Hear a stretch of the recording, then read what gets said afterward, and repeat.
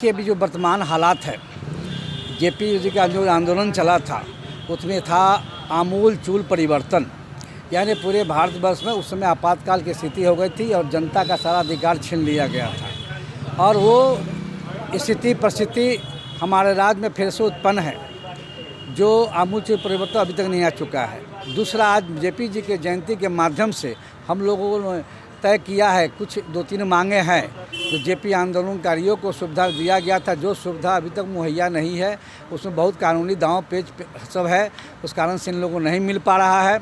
उसमें भूमिगत आंदोलनकारी भी है और पेंशन भोगी भी हैं।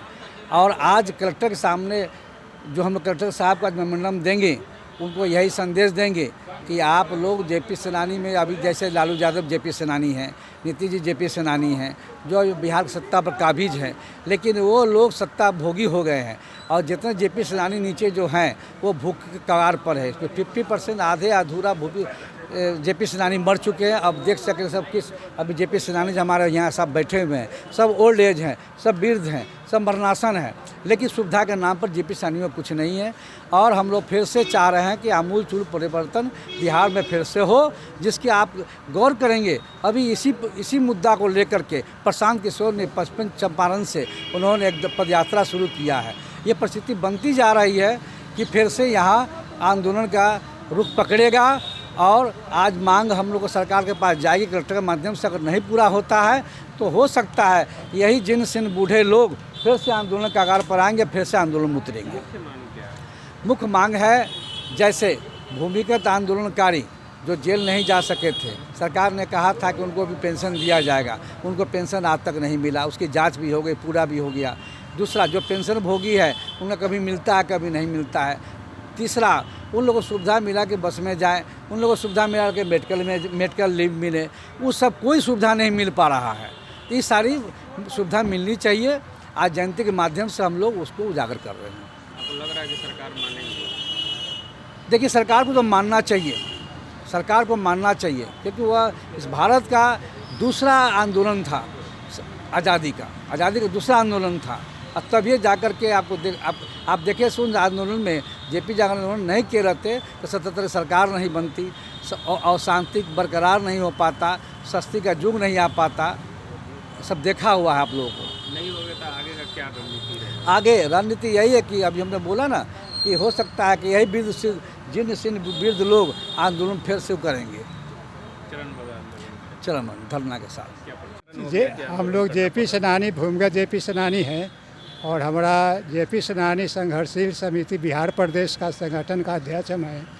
तो हम लोग लगातार मुख्यमंत्री के यहाँ अपना मांग पत्र सौंपते चले गए हैं, लेकिन चूँकि हम लोग को आज तक ले कोई प्रशस्ति पत्र जो नियम कानून के अधीन है, जिसका गजट 2015 में राज्यपाल की स्वीकृति हुई और उसके बाद मिथिलेश सिंह सलाहकार परिषद की अध्यक्षता में उन्होंने आवेदन संग्रह किया कि जेपी सेनानियों का, भूमिगत लोगों का कोई सूची नहीं है, इसलिए नया आवेदन लोगों से लिया गया। त्रिसदस्यीय कमेटी जिला में गठित की गई, जिसको सत्यापन के आधार पर यहाँ से लोग प्रत्येक जिला से अपने भूमिगत जेपी सेनानी का सत्यापन करके सलाहकार परिषद को सौंप दिया गया है। यह सारे सूची गृह विभाग को भी सलाहकार परिषद के द्वारा पहुंच चुका है और धीरे धीरे कार्यक्रम उसमें जैसे जैसे 2 आदमी का सत्यापन हो चुका है, उन लोगों का उसमें जा रहा है। और क्या सरकार इस पर अभी कर रही है, ढुलमुल नीति अपनाए हुई है, जो प्रशस्ति पत्र हम लोग को देने के लिए भी आज तक तैयार नहीं है। हम लोग का मुख्य रूप से 5 मांग सरकार के सामने हर हमेशा से रखते आए हैं, जिसमें पहला मांग है हम लोगों की कि सारे भूमिगत जेपी सेनानियों को प्रशस्ति पत्र जो कानून के अंदर जो सरकार ने जिसको स्वीकृति प्रदान की है, जिसके अगेंस्ट में आवेदन लिया गया, उन लोगों को दिया जाए। चूँकि महिलाओं को जो 1 माह से नीचे जेल में किसी भी दफ़ा में बंदी थे, उनको पेंशन के रूप में पेंशन स्वीकृति 2015 में किया गया, लेकिन पुरुषों को उस पेंशन से वंचित रखा गया, जो पूर्ण रूप से अन्यायपूर्ण है कि जब महिलाओं को हम पेंशन दे रहे हैं तो तो 1 माह से नीचे जेल वाले लोगों को भी पेंशन मिलना चाहिए था। तीसरी मांग हम लोग का है कि आज तकले हम लोग का कोई भी जो शहीद हुए हमारे जेपी सेनानी आंदोलन के क्रम में, उसका कोई भी स्मारक वहाँ निर्मित नहीं है, जिसका स्मारक सरकार को बनवाना चाहिए, जिससे उनको श्रद्धांजलि लोग अर्पित कर सकें। ये अभी नहीं लोग कर रहे हैं। चौथी मांग है कि जितने भी पेंशनर लोग हैं उन लोगों को, महिलाओं को भी, आश्रित को भी पेंशन दिया जाए। तो सरकार इसको तो मान्यता दे दी है, यह हम लोग को अब मांग से अलग है। पांचवी मांग है हम लोग का कि जेपी सेनानी जो भी पटना में किसी कार्यक्रम के लिए जाते हैं या सरकार से भेंट करने के लिए जाते हैं, ऑफिशियल वर्क के जाते हैं, लेकिन उनको ठहरने के लिए कोई व्यवस्था नहीं है। उस व्यवस्था के लिए लोग को होटल में रहना पड़ता है, जो काफ़ी महंगा खर्च देना पड़ता है।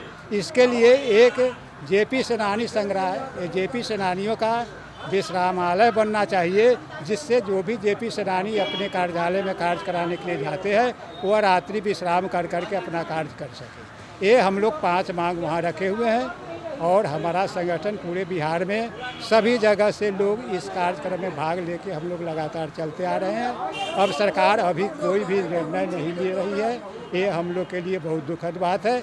बहुत से लोग या भूमिगत लोग इस भूमि में समा गए, प्रतिदिन लोग मरते जा रहे हैं और इसकी संख्या मात्र 5000 से अधिक अब पूरे बिहार में नहीं है, जिसका सत्यापन अभी तक हुआ है। और 5000 लोगों के लिए सरकार को 1000 रुपया भी पेंशन देकर बुढ़ापे की ज़िंदगी दवा दारू के लिए भी मुहैया नहीं करा रही है।